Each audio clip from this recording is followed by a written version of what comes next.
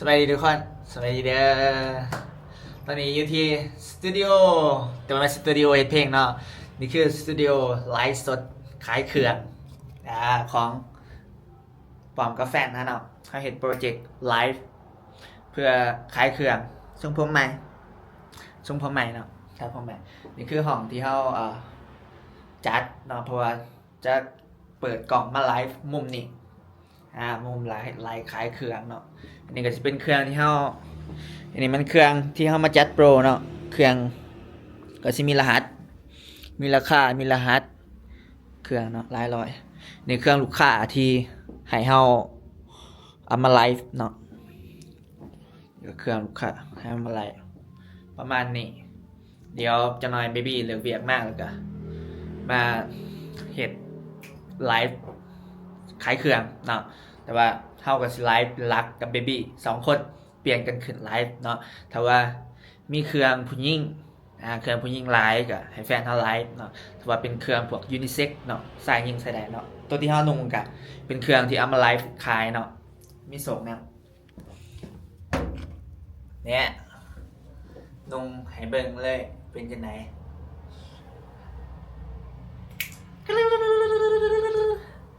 หาเงินทุกคนเอ้ยหาเงินโปรเจกต์นี้ฮะก็เกิดวางถ่ายปี2025เนาะแล้วก็ปีนี้2026เขาสิตั้งใจเฮ็ดไลฟ์นี่เนาะทุกอาทิตย์เนาะทุกอาทิตย์ต้องไลฟ์ประมาณ 2-3 เทื่อเนาะหาสินค้าต่างๆมาไลฟ์เนาะ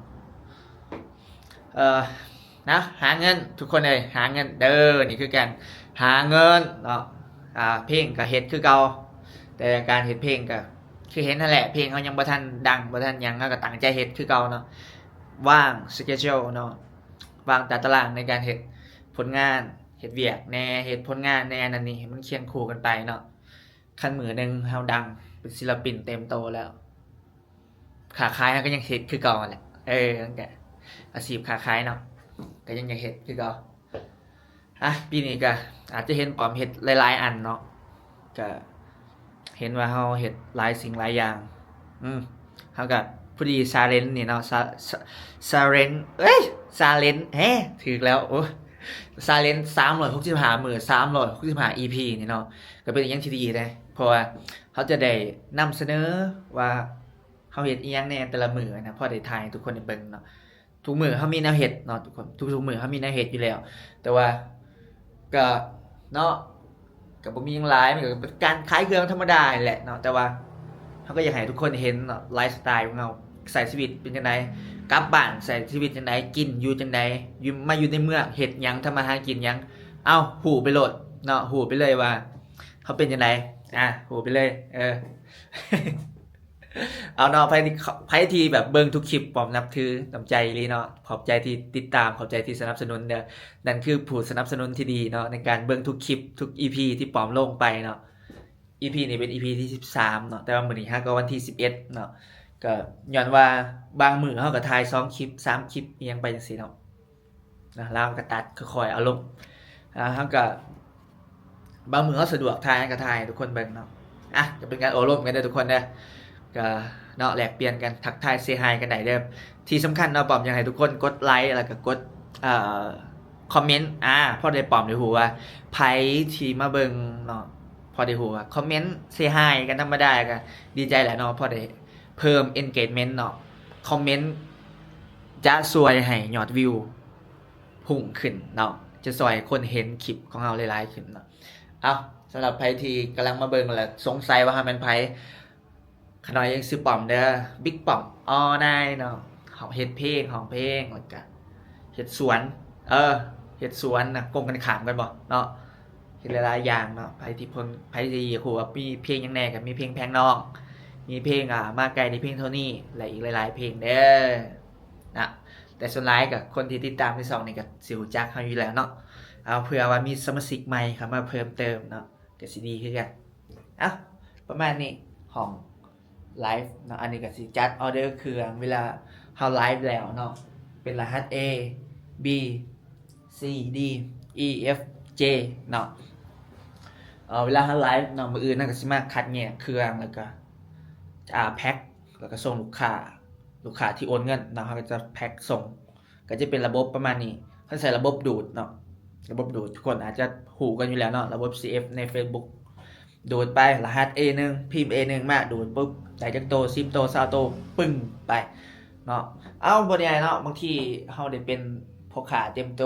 มีคนติดตามได้หลายแบบคนที่ประสบความสำเร็จก็จะเห็นผ่านมาเนาะบางทีเฮาอาจจะเป็นแบบคือเขาเจ้าก็ดีใจเนาะก็คือสิดีเนาะนะเอาอย่างไรก็ตามบอมก็1เป็นตัวของตัวเอง2ก็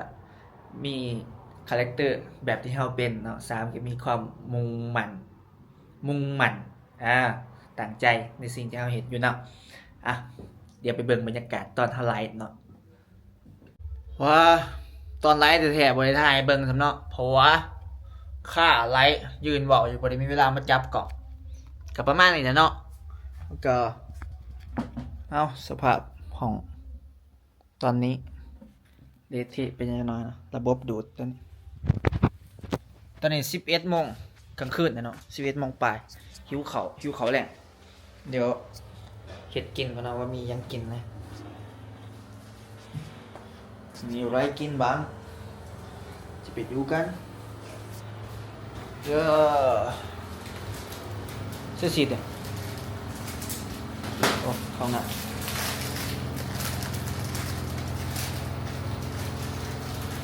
ต้มมีเนาะเด็กมากอาหารเราก็คือต้มมีมาละเนี่ยมาลาถังกระดูกขาหมูตุ๋นอ๋อวันนี้เป็นวันที่เหนื่อยเติบเนาะเอาเลยวันนี้ลูกค้าโบราณบันไดเนาะมีอยู่ในหนึ่งโบราณบันไดชัวลุกเอามือหนาเอาไหมเนาะมือหนาเอาไหมกินข้าวกันมาดิต้มข้าวต้มมีกินข้าวกันยิ้มข้าว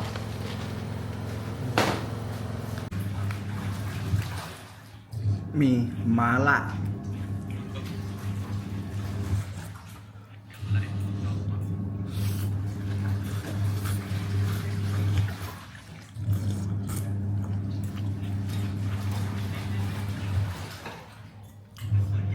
รางวัลของคนดูมันคือต้มมีโอ้ยเป็นวัดมีวัดแล้วเนาะครับเป็นวัดเบิดปีแล้วเวลากินเผ็ดเนาะคลิปนี้กับผมมีอย่างไรก็เดี๋ยวคลิปหนาเนาะจะถ่ายบรรยากาศไลฟ์สดให้เบิ่งแต่ว่ามื้อนี้บ่ทันมันหลายอย่างวุ่นหลายเนาะครับคลิปหนาเนาะทุกคนขอบใจที่ติดตามขอบใจที่เบิ่งคลิปมาเด้อเดี๋ยวคลิปหน้าเดี๋ยวไปใส่เลยสิถ่ายเบิ่งคือเก่าเดี๋ยวเจอกันคลิปหน้าบ๊ายบายขอบใจเด้อ